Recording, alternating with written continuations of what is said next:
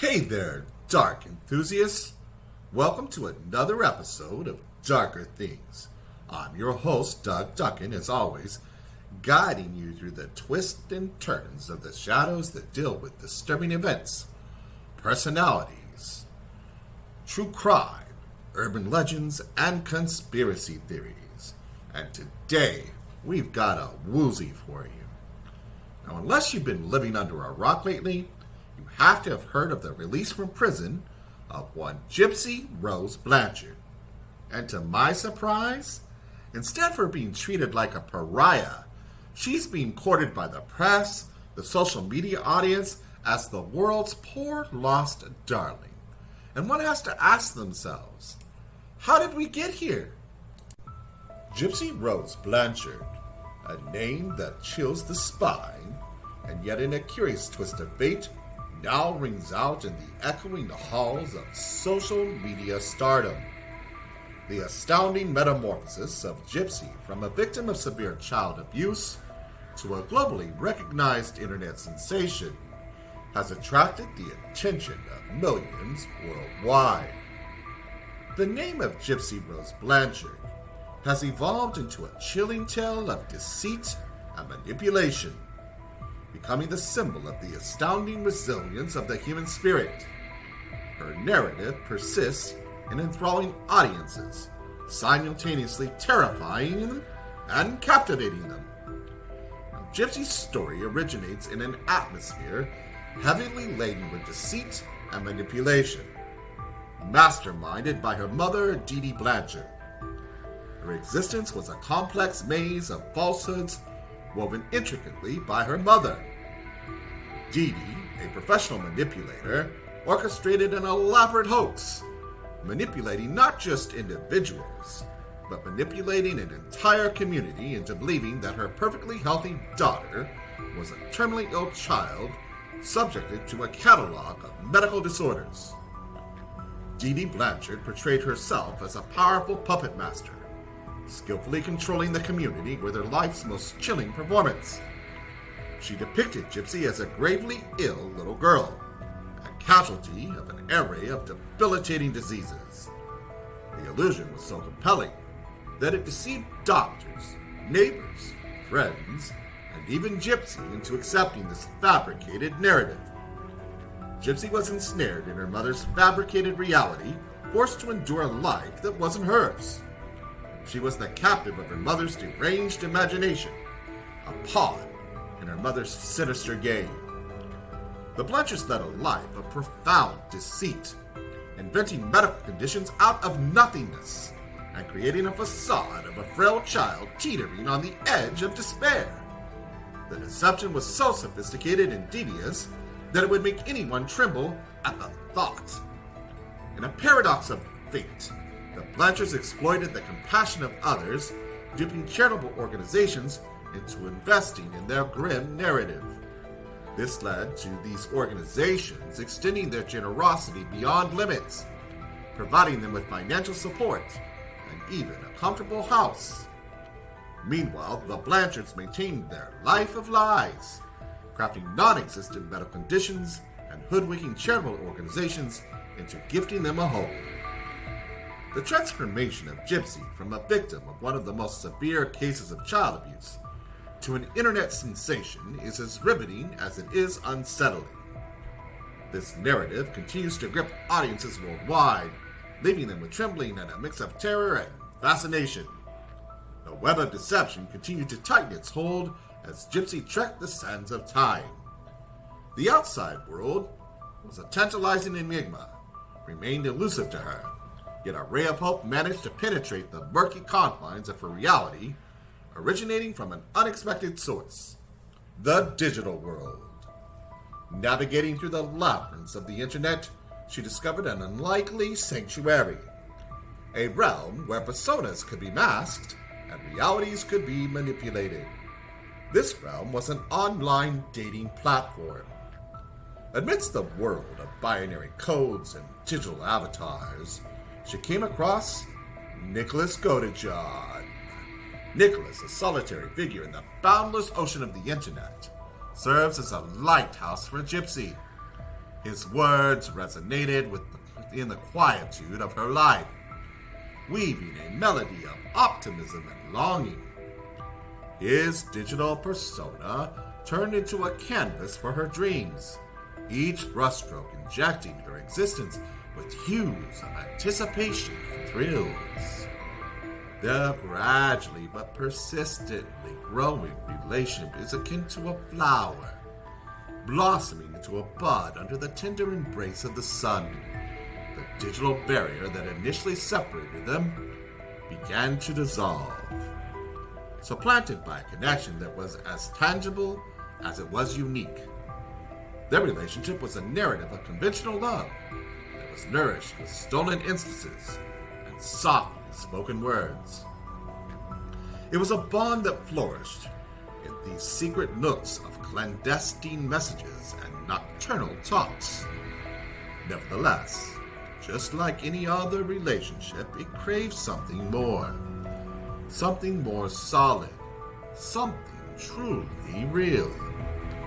Hence, their relationship culminated in a rendezvous, a real-life meeting that was as dreamlike as their digital connection. The venue was as fascinating as it was peculiar, a screening of the live-action Cinderella movie, amidst the enchanting world of fairy tales and the flickering screen. Their lives intersected in the real world. Under the cloak of the cinema's darkness, their relationship transcended from the virtual to the physical realm. Their emotional bond took a physical form in their first ever shared intimate moment. A moment that belonged solely to them, concealed from the rest of the world, safely ensconced in the restroom.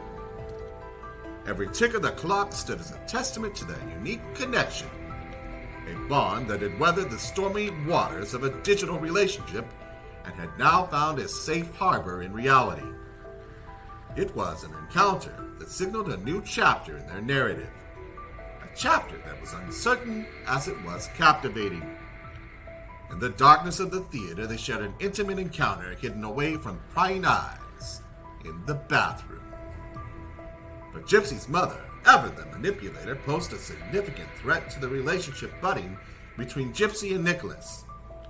Gypsy found herself trapped in a toxic environment, navigating daily through the labyrinth of manipulation and control, yearning desperately for an escape from her mother's iron grip.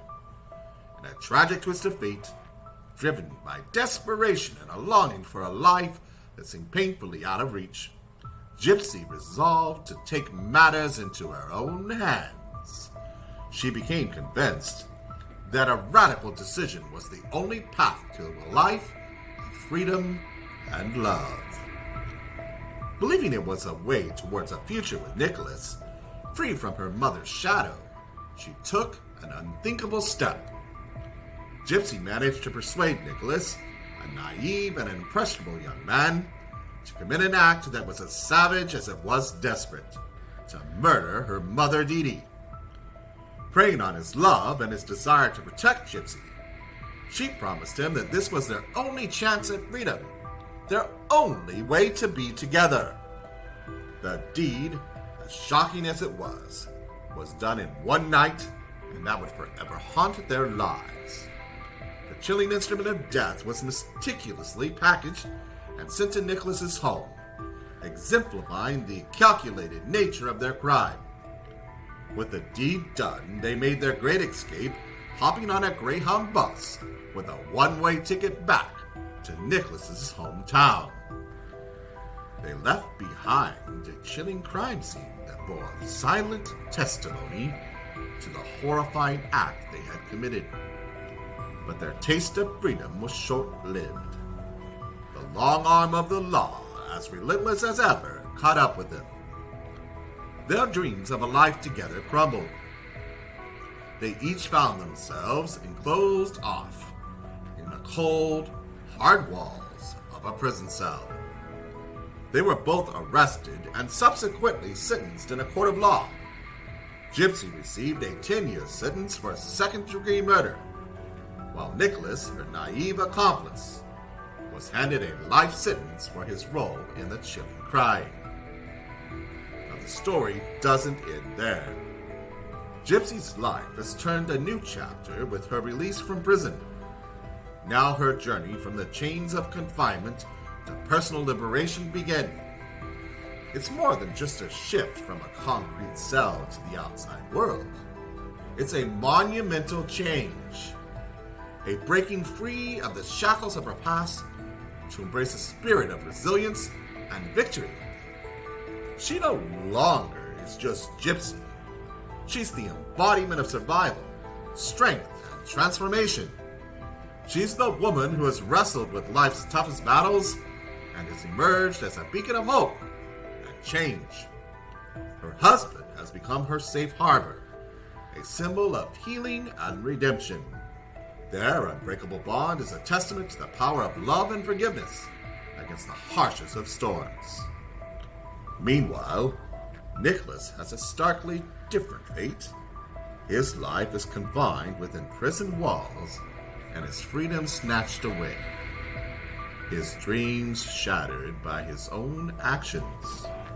His life is a stark contrast to Gypsy, a bleak reminder of a past filled with deceit, one that also now includes Gypsy taking advantage of him for her own self-benefit and gain. Today, Gypsy would like to refuse to let her past dictate her life. She wants to live life on her terms, and the world at large seems to be letting her. Her life has undoubtedly shaped her, but not the sole definition of her worth. She is more than a product of her past, and stands as the creator of her own destiny. Still, as one marvels at her remarkable strength and tenacity, and her unbeatable spirit, one can't help but pause and ask themselves, did she get a slap on the wrist for murder? The court of public opinion is mixed, and who knows? The public loves to elevate people just to crush them under the name of cancel culture. Maybe Gypsy has a few more tales to spin. Thank you once again for joining us on this dark and twisted journey of Gypsy Rose Blanchard. Truly a set of disturbing circumstances and several disturbing personalities. If you like what you've seen today, I invite you to go ahead and hit that subscribe button as well as the bell so you get all the notifications when we bring you the essence of the dark. Now, when we last left off, we took a look at Gypsy Rose Blanchard and her transition from child abuse victim to murderer to social media darling. Today we take another look at the Gypsy Blanchard case, but this time with our focus being placed on the catalyst of it all, Dee Dee Blanchard, the queen of deception and her battle with mental illness. Here to present you Dee Dee's tragic descent is Langdon Matthews. Thank you, Langdon. Have you ever thought about how mental illness can manipulate not just one life, but many? In the chessboard of life, we often forget the unseen players, the puppeteers behind the scenes.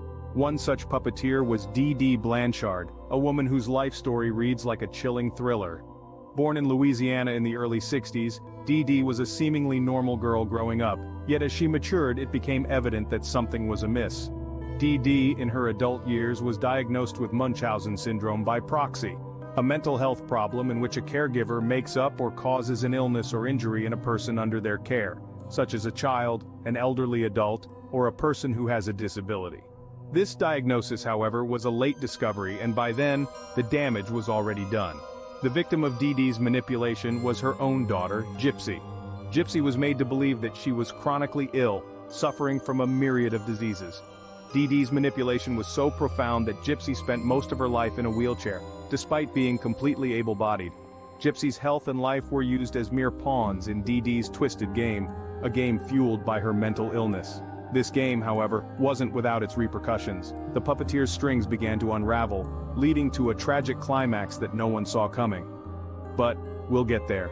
Right now, let's focus on the players of this game. The king in this case is the mental illness that controlled and manipulated every move. The queen, imprisoned by her own mind, is Dee Dee, and the pawn, trapped in a life she did not choose, is her daughter Gypsy.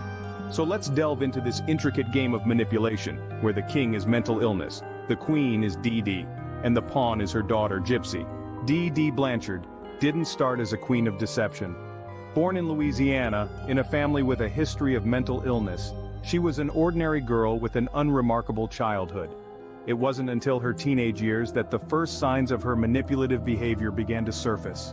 She was known to write bad checks, engage in petty theft, and even commit credit card fraud. These early transgressions were merely the tip of the iceberg. Dee Dee was not born a queen, she was made one.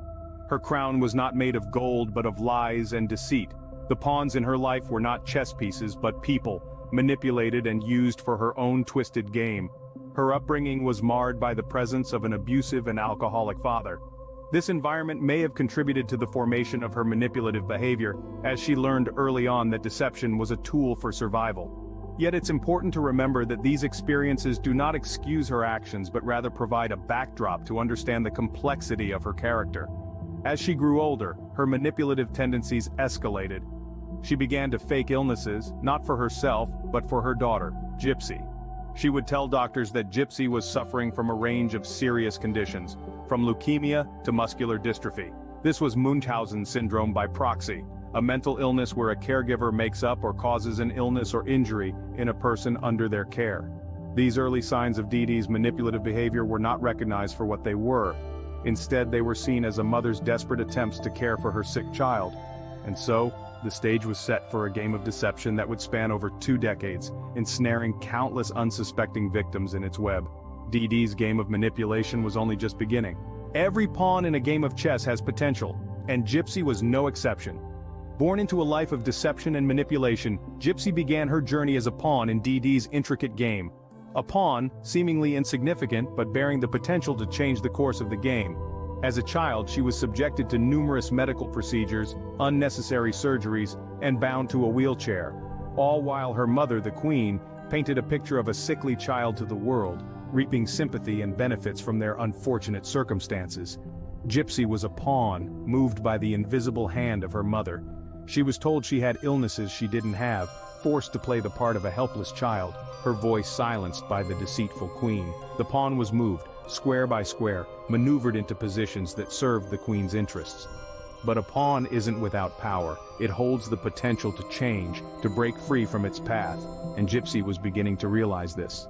As Gypsy grew older, the seeds of doubt began to blossom in her mind. She started questioning the narrative her mother had so carefully crafted. The internet became her window to the world outside the confines of her manipulated reality. She observed the discrepancies between her life and the lives of others, and the cracks in her mother's facade started to show. She discovered truths about herself that her mother had kept hidden, truths that contradicted the narrative she was forced to live. This realization was the first step towards her emancipation. The pawn, once moved at will, was now contemplating its next move, its own move. The pawn was beginning to question the game, the rules set by the queen, the manipulations and the lies. The pawn was no longer just a pawn, it was on the verge of becoming something more, something powerful. Gypsy, the pawn, was beginning to question the game. The king, in our story, the mental illness, held the power over the board. The king, in the game of chess, is both the most valuable piece and the most vulnerable. Similarly, Dee Dee Blanchard's mental illness was the force that drove her actions, yet it was also her greatest weakness. Dee Dee suffered from Munchausen syndrome by proxy, a mental disorder where a caregiver makes up or causes an illness or injury in a person under their care. In this case, the person under her care was her own daughter Gypsy. This illness, this king, dictated Dee Dee's every move like a puppeteer controlling a marionette. It was an insidious force that twisted and turned her life into a dark labyrinth of lies and deceit. Like a king in a chess game, Dee Dee's illness was always present, always influencing her actions. It was the reason she convinced everyone, including Gypsy herself, that Gypsy was severely ill. She manipulated medical records, deceived doctors, and spun a web of lies so intricate it was almost impossible to see the truth. But this king's power wasn't confined to Dee Dee alone. It extended its reach to Gypsy as well. Gypsy, the unwitting pawn in this complex game, was led to believe that she was genuinely sick. This belief was so deeply ingrained in her that she accepted the unnecessary medical treatments, the countless medications, and the wheelchair she didn't need. The king's power also affected those around them. Friends, family, and even medical professionals were drawn into this twisted game, blind to the reality of Dee Dee's deception. They saw only what the king wanted them to see: a devoted mother taking care of her sick child. But remember, in every game of chess, the king is the most vulnerable piece. His power is absolute, but his safety depends on the other pieces. In our story, the king's power began to wane as Gypsy started to question her mother's narrative. The king's power was absolute, but every game has a turning point. In the game of chess, a single move can change everything. In the life of Gypsy Rose Blanchard, that move was meeting Nicholas Godejohn. This encounter was the first step towards the unraveling of the intricate web of deception spun by Dee Dee Blanchard, her mother, the queen of this real-life chess game. Nicholas, an outsider to the Blanchard family's twisted dynamic, became a pawn in his own right, but his unawareness of his role didn't diminish its significance.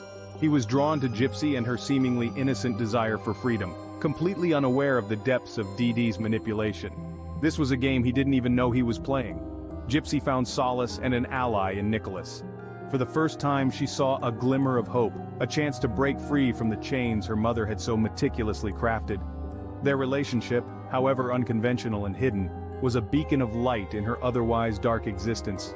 It was the turning point she had been waiting for, the move she needed to make to escape her mother's clutches. But as we know, every move in chess comes with consequences.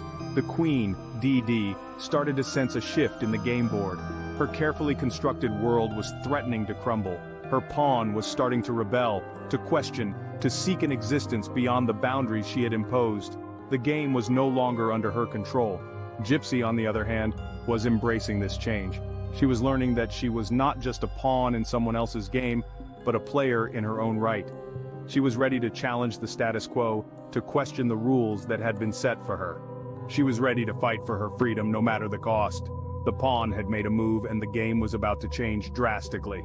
Every game of chess ends with a checkmate. In the twisted narrative of Dee Dee Blanchard's life, the final move was as shocking as it was inevitable. A pawn, once manipulated, had turned into the most potent piece on the chessboard. Gypsy, the seemingly innocent pawn, orchestrated the murder of her own mother, the queen, Dee Dee Blanchard. Dee Dee's life was a web of lies, deceit, and manipulation, all driven by her mental illness, the king of this chess game. It was a life where the queen was imprisoned by her own mind, trapped in a cycle of manipulation and deceit. Her pawn, Gypsy, was the innocent victim, subjected to unnecessary medical treatments and forced to live a life that was a lie. But every pawn has the potential to become a queen, and Gypsy, in her desperation for freedom, made her move. She convinced her online boyfriend, Nicholas Godejohn, to murder her mother. Godejohn, another pawn in this game, was easily manipulated, and he committed the act that would bring the game to its tragic end. The aftermath of Dee Dee's murder was a media frenzy. Her life of lies was exposed, and the world was shocked at the extent of her deception. Gypsy, once seen as a helpless victim of her mother's manipulation, was now viewed as a master manipulator herself. She was sentenced to 10 years in prison for her role in her mother's murder, while Godejohn was sentenced to life. The game was a tragic one where the players were driven by desperation, manipulation, and mental illness. It was a game that ended with a checkmate, but it was a game where no one truly won. The game was over, the king was toppled, and the queen was no more. In the aftermath of a game of chess, the board is cleared, but the impact remains. The echoes of Dee Dee Blanchard's life, like a haunting melody, lingered long after her death. The game she'd been orchestrating for years, using her own daughter as a pawn, had come to a brutal conclusion. In the wake of the murder, the public grappled with a narrative that was far from the simple story of a sick child and her doting mother they'd been led to believe. The unveiling of the Blanchards' twisted reality sent shockwaves through communities nationwide. Dee Dee, once seen as a devoted mother, was now understood as a master manipulator, trapped in her own game. Her mental illness, the silent king in this game, had not only dictated her moves but also ultimately led to her downfall. And what of Gypsy, the pawn-turned-player? The trial that followed was a spectacle of its own. The courtroom became another chessboard, and Gypsy, once again, was at the center. The young woman who had been portrayed as a perpetually ill child stood accused of a heinous crime. The public's reaction to the case was a mix of shock, disbelief, and in some instances, sympathy. Many struggled to reconcile the image of the frail child with the woman now standing trial. Yet others found that understanding the depths of Dee Dee's manipulation made them empathetic towards Gypsy. In the end, Gypsy was given a 10-year sentence, a checkmate of sorts. It seemed the game was finally over. However, the aftermath of this chilling tale continues to raise questions about mental health, the healthcare system, and society's role in recognizing and addressing abuse. The story of Dee Dee Blanchard and her daughter Gypsy is a stark reminder of the power of manipulation and the devastating consequences it can have. It's a testament to the need for better understanding and care for those suffering from mental illness, especially those who are underinsured or uninsured. The game was over, but its impact continues to resonate. So, what can we learn from this real-life game of chess, this intricate dance of manipulation? From the outset, we've journeyed through an enigma wrapped in a paradox, namely the life of Dee Dee Blanchard. We've seen how her mental health, the unyielding king, dictated her actions, leading her to become an imprisoned queen in her own twisted narrative. Her life was a series of manipulations, each lie, each deceit, a calculated move in a dangerous game of chess. The tragic finale, a desperate act by a desperate pawn Gypsy and her accomplice Nicholas, underscores the severe consequences of unchecked mental illness. But beyond the macabre, this tale underscores a salient point: the urgent need for better mental health care. The Blanchard saga is a stark reminder that we must prioritize mental health, especially for those who are underinsured or uninsured. Remember, every individual in the game of life deserves support, understanding, and care. Sadly, many times in tragedies such as this one, we look for someone to blame. We look for a villain to cast in the story. And all too often, the villain takes the form of a person. And in the case of this, the world has largely pinned all the blame on Dee Dee Blanchard. But if truth be told, Dee Dee is just as much a victim as was Gypsy Rose Blanchard or Nicholas Godejohn. Caught up in the thralls of mental illness, the villain, Munchausen by proxy, set into motion devastating circumstances that no one saw coming. We're going to dive into an episode today that's going to check out the sinister shadows of the human experience. Today we unravel the eerie story of Nicholas Godejohn in an episode we aptly title Nicholas Godejohn, Puppet to Prison. Now, in our previous two episodes, we looked at Gypsy Rose Blanchard, as well as her mother, Dee Dee Blanchard, and the complicated relationship that resulted in Dee Dee's demise. Today, we're going to navigate through the dark corridors of this tale, and we'll explore how societal misconceptions, the damning words of Gypsy Rose Blanchard, and the unforgiving grasp of the legal system weave together to transform Godejohn from an unwitting puppet into a prisoner. Join me as we confront the chilling narrative that ensnares Nicholas Godejohn, exposing the unsettling journey from puppetry to a cold prison cell. Langdon Matthews brings us Puppet to Prison.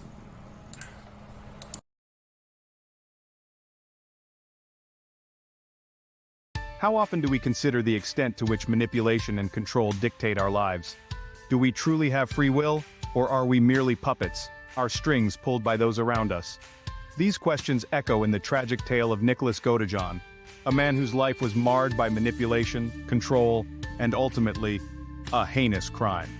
Nicholas Godejohn's story begins in an ordinary American suburb. Born into a loving family, his childhood was far from idyllic. Struggling with learning disabilities and alleged autism, Nicholas found himself often misunderstood and isolated from his peers. With an insatiable desire for acceptance, he became increasingly susceptible to manipulation, his strings eagerly tugged by those who could exploit his vulnerability. Adolescence only magnified Nicholas's struggles. As he grappled with his burgeoning identity, his mental health issues grew more pronounced. His puppet strings were pulled tighter, his actions increasingly dictated by external forces rather than his own free will. Enter Gypsy Rose, a young woman ensnared by her own web of manipulation and control. As their lives intertwined, Gypsy assumed the role of puppet master, orchestrating a deadly plot that would forever alter their fates. Dee Dee Blanchard, Gypsy's mother and the architect of her own daughter's torment, became the victim of their desperate bid for freedom. Nicholas Godejohn, a puppet in the hands of Gypsy Rose, carried out the act that would seal his destiny. He was convicted for the murder of Dee Dee Blanchard and is now serving a life sentence. The strings of his life are now the shackles of prison, his pleas for consideration of his special circumstances falling on deaf ears. Meanwhile, Gypsy Rose walks free, her prison term ended. She has emerged into a life tinged with fame, her story capturing the public's fascination. The puppet master now lives unencumbered, while the puppet remains trapped, his strings forever tangled in the consequences of their shared act. In summary, Nicholas Godejohn's life is a stark reminder of the power of manipulation and control. From his childhood struggles with learning disabilities and alleged autism to his adolescence marked by mental health issues, he was a puppet vulnerable to manipulation. His relationship with Gypsy Rose, the puppet master, led to a deadly crime and a life sentence. Today, while Gypsy Rose enjoys freedom, Nicholas remains imprisoned, a testament to the enduring influence of those who pull the strings. As we reflect on Nicholas's life, we are prompted to question our own experiences. How often do we allow others to pull our strings? What does it truly mean to be free, to exercise our own free will?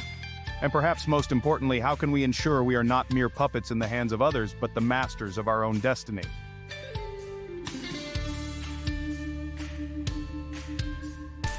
As we conclude today's episode, one can't help but think that Nicholas seems to be the one with the harshest punishment. He also seems to be the one with the least independent thought. Which brings one to pause. How much of what we say and do is shaped by modern-day puppet masters? Do the shows we watch and the music we listen to have any impact on our worldview or our behavior? And when doling out punishment to those who seem to have mental deficiencies, should we have more compassion?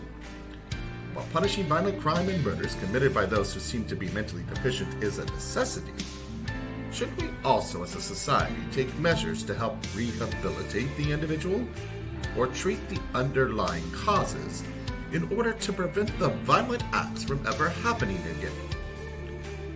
Thank you for watching Darker Things. If you found today's production intriguing, if you haven't already done so, I invite you to hit the subscription button and subscribe. Click the notification bell so you don't miss any more of our journeys into the dark. Let us know your thoughts on today's episode or this situation in the comments below. We really want to hear from you. Until next time, I'm your host Doug Duncan, with a reminder that once you enter the dark, you may never be the same.